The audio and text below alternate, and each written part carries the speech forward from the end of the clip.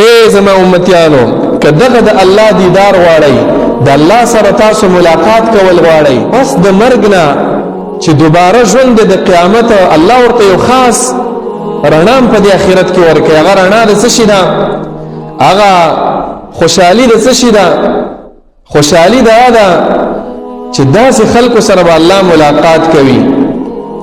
نبی علیہ السلام فرمای انکم سترون ربکم الله به تاسو ویني او دا به څومره یو مزیدار دا به څومره یو خوندور وخت وي چې بنده دا د خپل خالق خپل معبود خپل مدبر خپل رازق د هغه سره ملاويږي پیغمبر دغه حدیث کې فرمایي صلی الله علیه وسلم ابن حبان کې دا روایت فإن استطعتم ألا تغلبوا على صلاة قبل طلوع الشمس وقبل الغروب فافعلوا اے زما امتیانو که دغه د الله دیدار غواړئ د الله سره تاسو ملاقات کول غواړئ نو ګوره دا د سحر مونځ دا نه خراب نشي خلاصه دا شو عزیزانو د ټولو نه لویه فایده د سحر په مونځ کې غدا ده چې ته جنت والا جوړې او د جهنم نه بچ کېږي نو دا غټه فایده ده که نه د عزیزانو او د حدیث نه دا معلومه شوه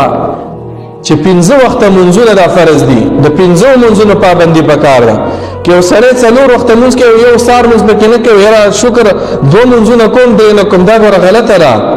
الله منځ فرض کړی خو 15 وخته فرض کړی دا به نه کوي چې یو پکې پرېږدي منځ مه پرېږده بعضې خلک دوست داسې وایي چې منځ کوم خو یاره د نور خاطر نه وروستو چې کله ډیوټۍ له ځمه دا هم ګوره دا منځ الله نه قبلوي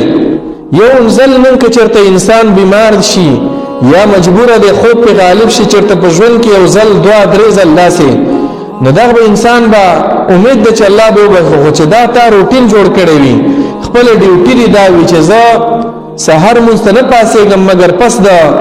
نورخاته نه نو ګوره دا مونځ بیا الله تعالی نه قبلوي ځکه دا بې ټیمه مونځ دی کم ټیم چې الله مقرر کړی دی پای کې دی ونه نو دا یوه فایده شوه حاجي صاحبه